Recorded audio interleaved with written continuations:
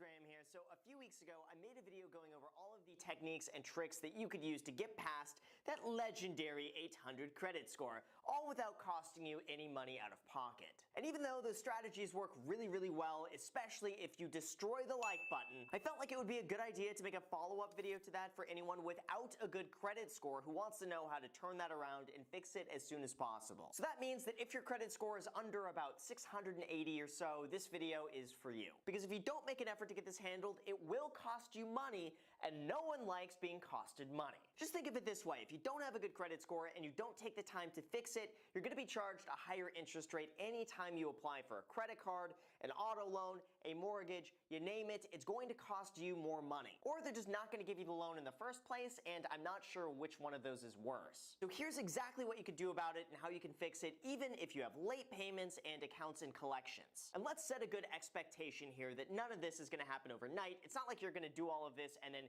tomorrow you're going to be rolling in mortgages and loans and money. It's not how it works. But I will tell you that this is going to help and make a huge difference over the next few weeks to few months. And all it takes is a small amount of effort on your part to actually follow these techniques, and obviously to also smash the like button for the YouTube algorithm, which dramatically helps out this channel. So with that said, sit back, relax, and enjoy the video. Now, the first thing you need to do, if you have not done this already, is to run your credit report and see exactly what's bringing it down. Now, in terms of where to start, it's really simple. A very quick Google search will bring up a multitude of sites that will show you how to run your credit entirely for free. In fact, creditsesame.com was the website that sponsored one of my recent videos, and even though they're not sponsoring this one, they are a fantastic service, and I highly recommend them and use them myself. Then, in addition to that, you're entitled to a free credit report every year from annualcreditreport.com. They'll give you actual information about your credit report that's fully up to date every 12 months. So pick one of those options and then begin reviewing your credit report. Now, as a quick side note, if any website out there wants you to pay for your report or score, then I wouldn't recommend doing it. There's so many free services out there that will show you everything you need to know about your credit score without spending a single penny,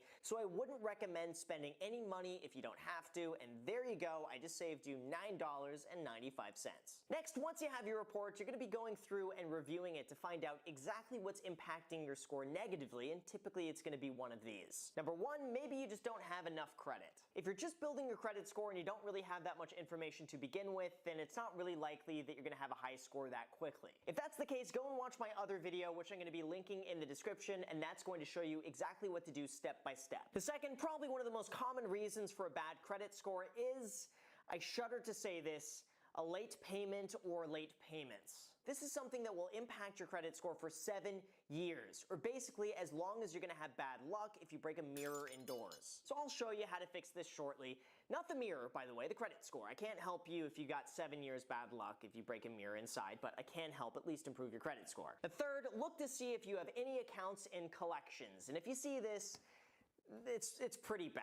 This is what happens when you've had such a late payment that the lender just gives up on you and then writes it off as a total loss. Then they go and sell that delinquent debt to a third-party collections agency who buys that debt usually for pennies on the dollar. And usually this is going to happen once you're over 150 days late on a payment. Now fourth, look for any maxed out amounts in your credit report. This means that maybe you have a credit card where you've spent up to the available limit, or you're just borrowing as much money as humanly possible without paying down the balance. Now if this is you, just be aware that your total credit utilization, or in other words, how much credit you're borrowing based off the credit you have available to you, is going to make up 30% of your credit score. So maxing out these accounts is going to lower your score dramatically. Now fifth, look to see if you have any foreclosures or bankruptcies on your credit report. Now chances are you should know if you have a foreclosure or bankruptcy on your credit report, so this should not be a complete surprise. Hopefully, but there are instances where identities are stolen or things are misreported, so it's certainly worth it to go and check just to make sure that everything is as it should.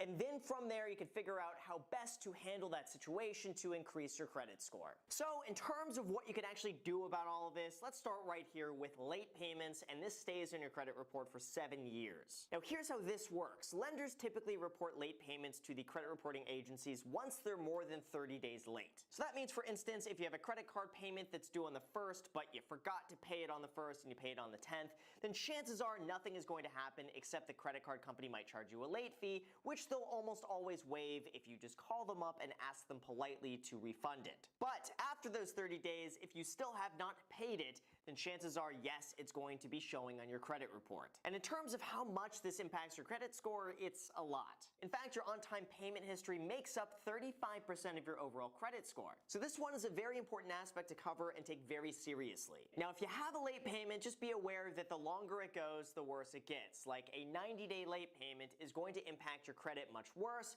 than a 60-day late payment, which will impact your credit score a lot worse than a 30-day late payment, and so on. In addition to that, the sooner the late payment, the more it will negatively impact your credit score. So if a late payment happened a few months ago, it's going to be a lot worse than if that happened 5 years ago. Basically, the longer ago it happened, the less it'll impact your score. Finally, the number of late payments you have will also play a role in determining what your credit score is. I don't think I need to say this, but I'm going to say it anyway because you never know.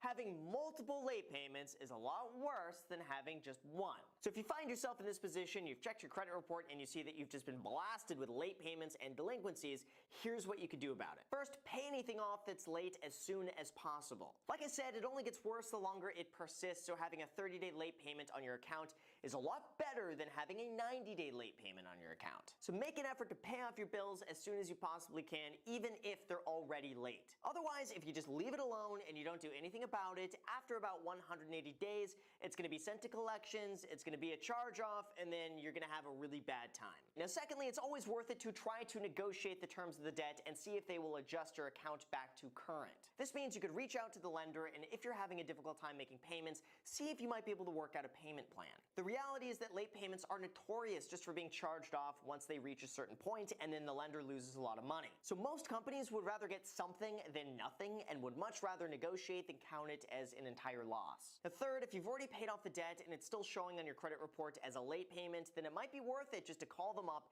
and see if they could remove it as a courtesy. Now let me make it very clear, they are not obligated to do this at all. But you also know what they say, you could catch more flies with honey than with vinegar, so sometimes just calling and asking very, very politely can go a very long way. So go ahead, write them a letter, see if they'll remove it, and it's absolutely worth a shot, you got nothing to lose. Now fourth, if all of that fails, then look for any inaccuracies in the credit report and in the late payment and then dispute it. Now really quick, here's a disclaimer, do not lie ever. But if you find any inaccuracies in the payment due, in the payment dates, and so on, you could dispute the late payment as inaccurate, and if the company cannot prove that all evidence is indeed correct, they will go instead and remove it. Doing this should absolutely make a huge difference in your credit score over the next few weeks to next few months, and doesn't really take that much time to do at zero cost to you. So once you knock out those late payments, let's go on to the next one. Accounts and collections, and this stays on your credit report for 7 years. Now like I mentioned, this happens when you're more than 150 days late on a payment.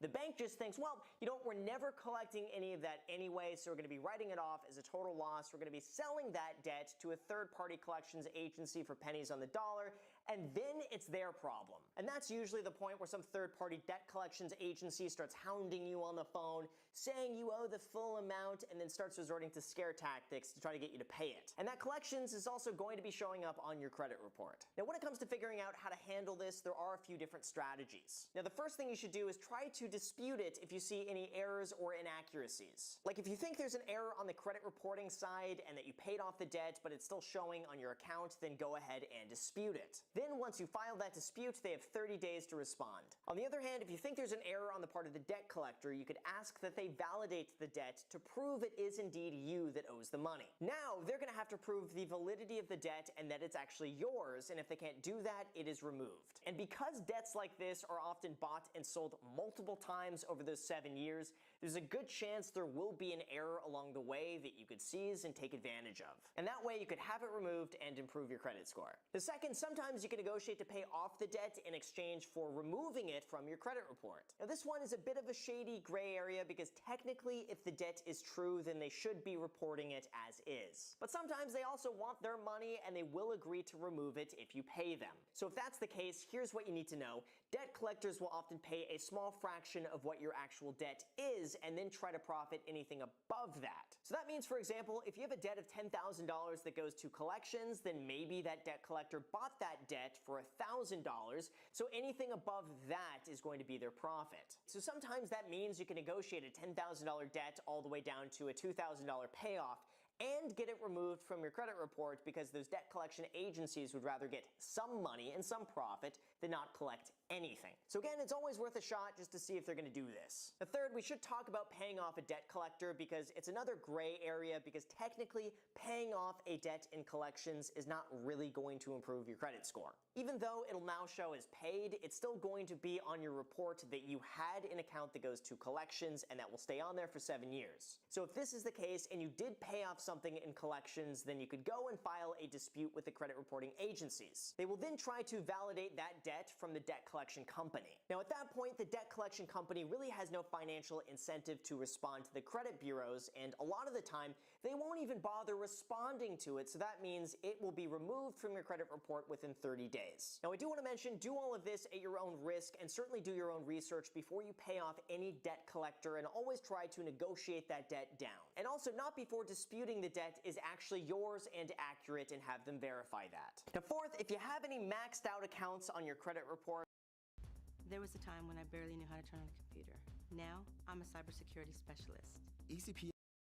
Then this is usually a pretty easy fix. The credit bureaus really just want to make sure that you're not out there maxing out all of your credit cards, and that you're only using a small amount of your overall credit that you have available to you. Ideally, you want to be using under 10% of your overall credit limit, so that way you're seen as a safer borrower, and therefore you get a higher credit score. So that means if you're out there just maxing out your credit cards, then, well, first of all, don't do that. But second, the fastest, easiest fix out there is just to pay down your credit cards, so now you owe less money. That's going to almost immediately fix your credit score within the next week or two without anything else needed from your end. But if you don't have enough money to pay it all down, and this sounds so weird for me to even mention this as a solution, but it is a solution to go out there and open up more credit. Now here's how this works. The credit bureaus don't care about the dollar amount that you're borrowing. All they care about is how much credit you're borrowing compared to the total credit limit that you have. So if you have a $1,000 credit line, but you spend $1,000 on it, then you maxed it out. But if you have a $10,000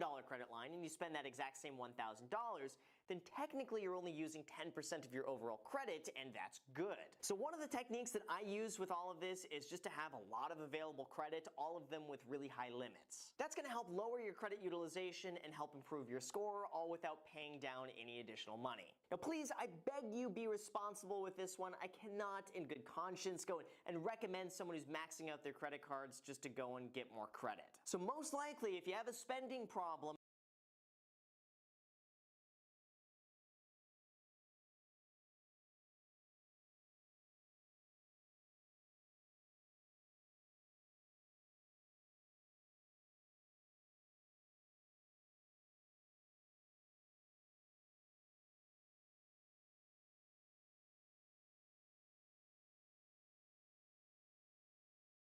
All right, so let's say it's somebody right now with a 500 credit score. Let's say they 21.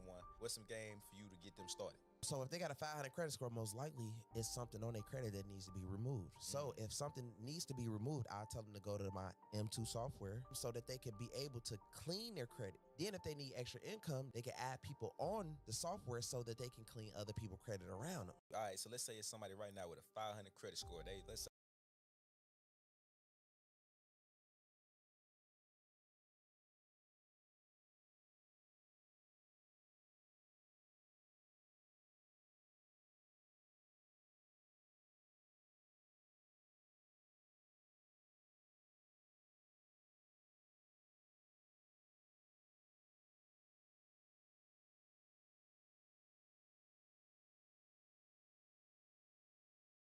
Good people, listen up. The corporate grind got you down. Maybe it's time for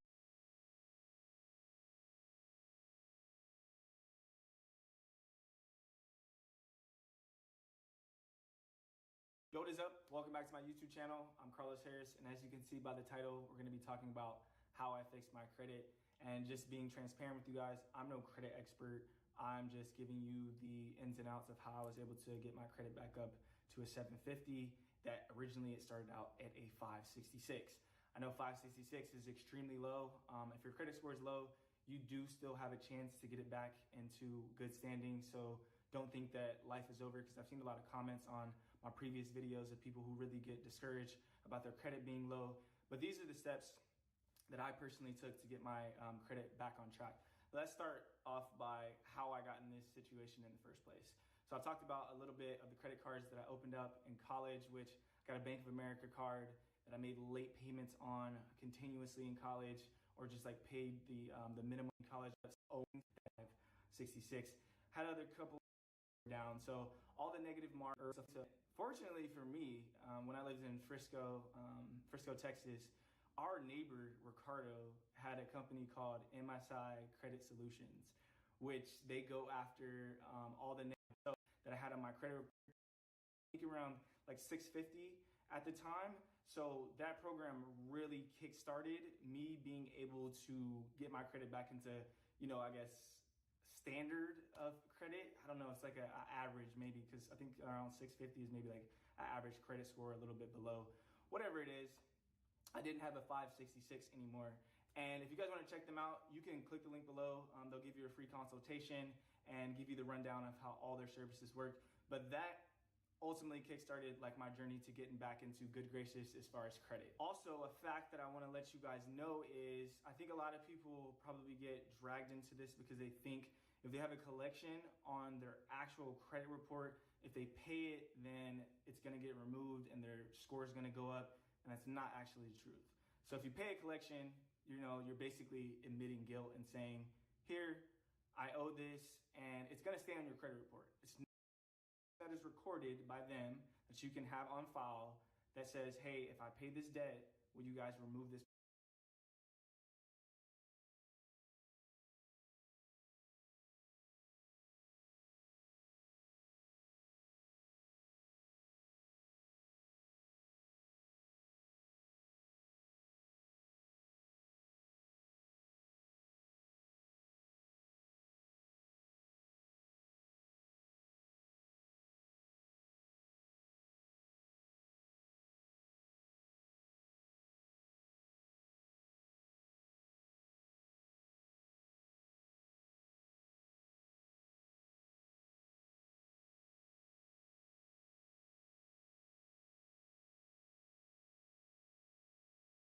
With SimilarWeb, it's like you're dropping into your competitor's marketing meeting, hearing all.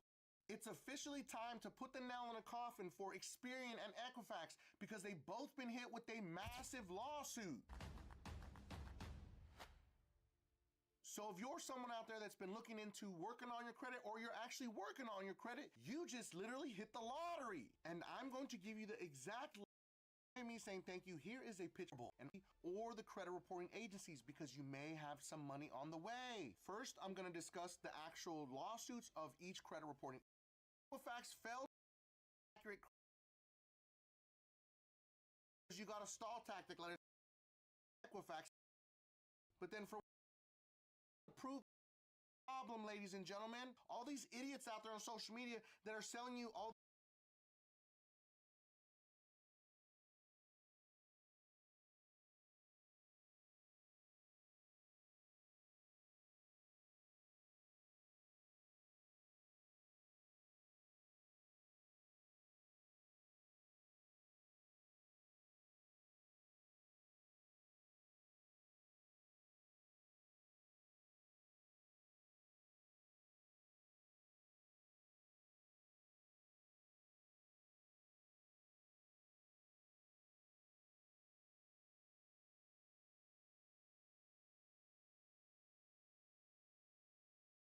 You know what I'm saying? Hood, rich, credit, he's in the building. You see